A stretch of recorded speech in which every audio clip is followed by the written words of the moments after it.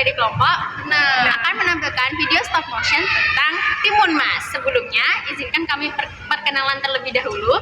Saya Aska Arista Widya Mudianto, absen 9. Saya Rafael Valiansyah Putra, absen 28. Saya Zena Motumali dari absen 3. Saya Hanifah Febiaris Daningrum, absen 17. Saya Salsabila Widya Utama dari nomor absen 33. Oke, langsung aja ke videonya. Selamat menonton. Di suatu desa, hiduplah seorang wanita tua bernama Mbok Sarni. Ia seringkali merasa kesepian karena hidup seorang diri. Saat Mbok Sarni sedang menyapu halaman rumahnya, datanglah raksasa bernama Buto Ijo dan menghampirinya. Ia ketakutan dan mengusir Buto Ijo. Jangan makan aku sudah tua. Aku tak ingin memakanmu. Yang aku inginkan adalah anakmu. Tapi aku tidak punya anak. Kalau begitu, ambillah biji mentimun ini, tanam dan rawat dia. Aku akan mengambilnya di saat dia berumur 6 tahun. Mbok Sarmi menuruti perintah itu. Ia menanam biji-biji tersebut. Ketika semua sudah tumbuh, Mbok Sarmi memetik dan membelah satu mentimun berwarna keemasan. Alangkah terkejutnya Mbok Sarni setelah mendapati seorang bayi perempuan di dalam timun emas itu. Mbok Sarni merawat bayi timun itu dengan penuh kasih sayang. Bayi itu diberi nama Timun Mas. Timun Mas tumbuh menjadi gadis yang cantik. Ia rajin membantu Mbok Sarni mengerjakan pekerjaan sehari-hari. Suatu hari Mbok Sarni teringat akan janjinya kepada Buto Ijo.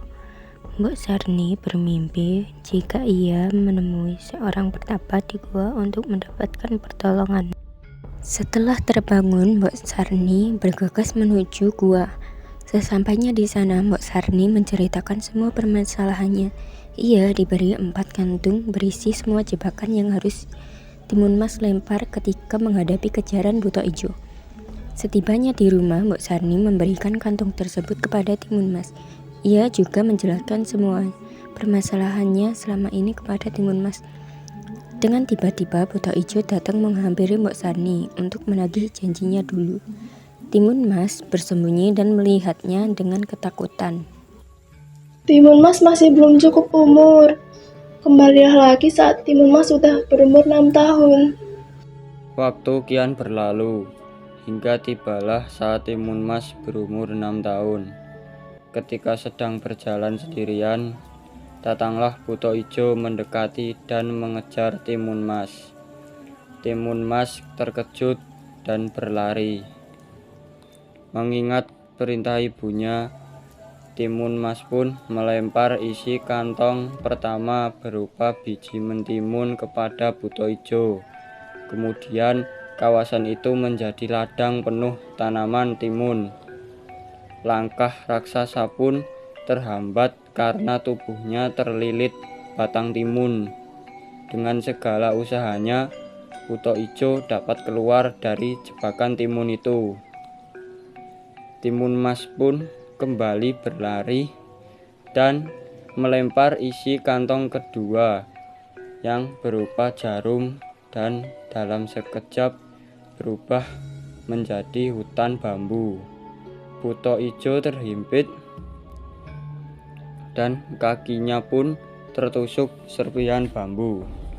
Dengan rasa kesakitan, Buto Ijo tetap berhasil keluar. Melihat itu, Timun Mas melemparkan isi kantong ketiga berupa garam. Garam-garam itu merubah tanah menjadi lautan yang luas. Buto Ijo sempat tenggelam, tetapi ia masih selamat. Tersisa 1 kantong terakhir yang bisa ia lempar. Timun Mas melemparkan isi kantong tersebut berupa terasi dan seketika merubah tanah pijakan Buto Ijo menjadi lumpur yang mendidih. Buto Ijo tenggelam dan berakhir mati dengan mengenaskan. Timun Mas merasa lega. Ia berhasil selamat dari kejaran Buto Ijo. Lalu, ia bergegas untuk kembali ke rumahnya. Mbok Sarni khawatir akan keadaan putrinya yang tak kunjung pulang.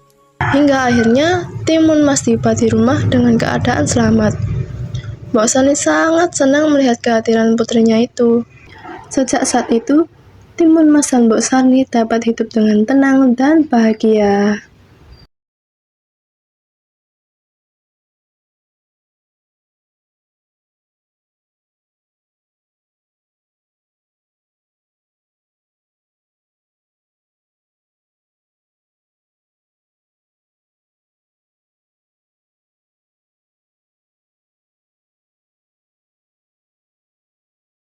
Audio Jungle.